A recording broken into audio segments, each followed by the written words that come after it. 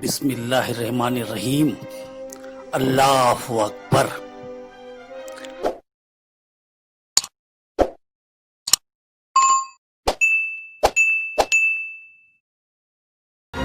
फिर एक दरवाजे पर इस्लामी परचम लहराते हुए उसने लाहौर की आवाम, हुकूमत के हुक्काम और फौज को खिताब करते हुए कहा, आज के बाद किसी भी कमजोर से कोई भी टैक्स वसूल न किया जाए।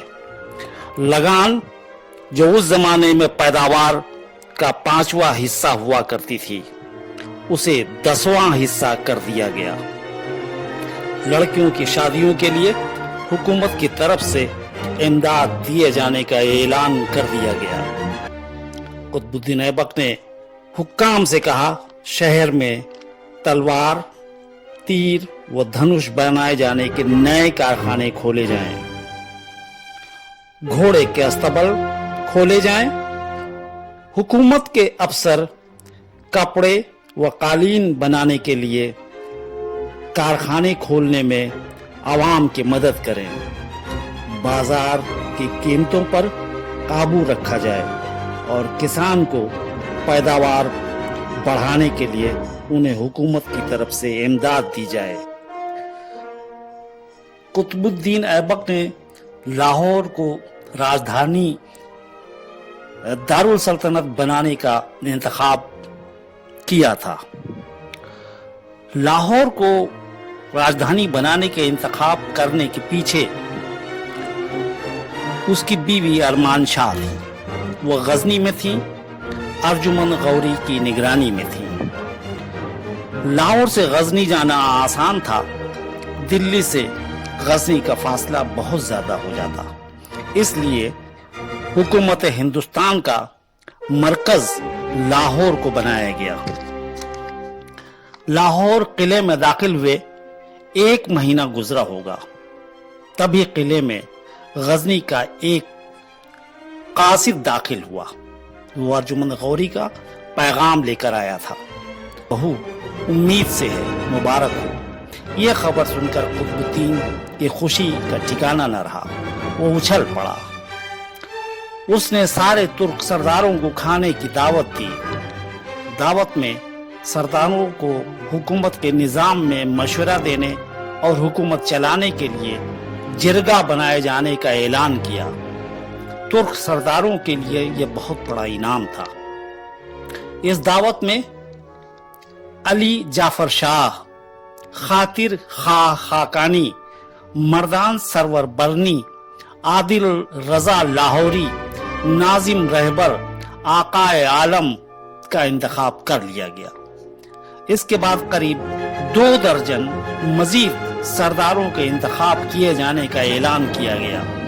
कुतुबुद्दीन ऐबक ने अपनी हुकूमत को मजबूत और मुस्तहकम बनाने के लिए एक खुफिया विभाग, खुफिया निजाम, जासूसों की बहुत बड़ी टुकड़ी तैनात की। इसके बाद कुतुबुद्दीन ऐबक गजनी के लिए रवाना हो गया, जहां गौरी के किले में चरागा कर कुतुबुद्दीन ऐबक का खैर मकदम किया गया। गौरी ने गले लगाकर खुशामदीद कहा तो मां अर्जुमंद गौरी के हाथ चूमकर कुतुबुद्दीन ऐबक ने दुआएं ली। रात में किले में तुर्क कबायली गाने गाए गए। फौज को लोगों ने खास अंदाज में डांस किया। उसके बाद मोहम्मद गौरी, कुतुबुद्दीन ऐबक के जिंदाबाद व अल्लाह अकबर के नारों से किला गूंज गया। गजनी के किले में जश्न का जो माहौल था वो जारी रहा। तीसरे दिन अरमान शाह ने ایک نہایت خوبصورت بچے کو جنم دیا۔ ٹھیک اسی وقت قلعے میں موجود محمد غوری کے سب سے چھوٹے بھائی الطاف غوری کے ہاں ایک بچے کا جنم ہوا۔ ان دونوں بچوں کا ہندوستان کی تاریخ سے گہرا تعلق ہے، جسے ہم بعد میں بتائیں گے۔ محمد غوری نے ارمان شاہ کی بچی کو گود میں لیتے ہوئے اس کا نام ترکان شاہ دیا، جس کا مطلب تھا ترک قوم کی شان۔ الطاف غوری کے بچے کا نام عثمان غوری رکھا گیا۔ قلعے کو پوری طرح سے سجا دیا گیا تھا، غریبوں کو کھانا و غلہ تقسیم کیا جا رہا تھا۔ یہ جشن 1 مہینے تک جاری رہا۔ اس بیچ محمد غوری نے قطب الدین ایبک کو مشرقی ہندوستان کو بھی فتح کرنے کا مشورہ دیا۔ اس کے بعد قطب الدین ایبک ارمان شاہ و بچی کو ماں ارجمن غوری کی نگرانی میں چھوڑ کر لاہور چلا آیا۔ یہاں اس نے جانباز سپاہی بختیار خلجی کو سپہ سالار منتخب کر اسے مشرقی ہندوستان فتح کرنے کے لیے روانہ کر دیا۔ قطب الدین ایبک کو جب موقع ملتا وہ غزنی چلا جاتا، ماں ارجمن غوری کے ہاتھ چومتا اور بیوی بچوں کی خیریت لے کر واپس لاہور آ جاتا۔ بختیار خلجی نے مشرقی ہندوستان میں عظیم کارنامہ انجام دیا تھا۔ قریب 5 سال کی جنگ کے بعد جب وہ لاہور واپس آیا تو لاہور کا قلعہ روشنی سے جگمگا اٹھا تھا۔ اس کا خیر مقدم کرنے کے لیے قطب الدین ایبک کے ساتھ محمد غوری موجود تھے۔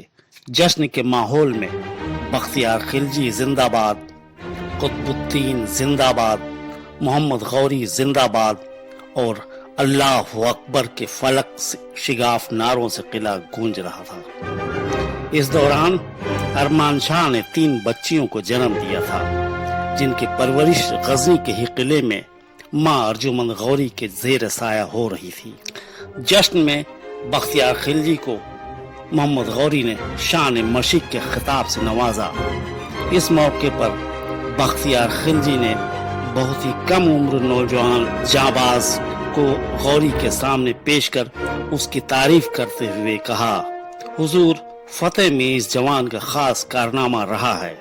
اس نے 2 قلعوں میں اکیلے گھس کر حیرت میں ڈال دیا تھا۔ اس سے نہ صرف کامیابی ملی تھی بلکہ ہمارا کوئی جوان شہید بھی نہیں ہوا تھا۔ غوری نے پوچھا، بیٹا تمہارا کیا نام ہے؟ اس نے بتایا، حضور میں غلام ہوں، میرا نام التتمش ہے۔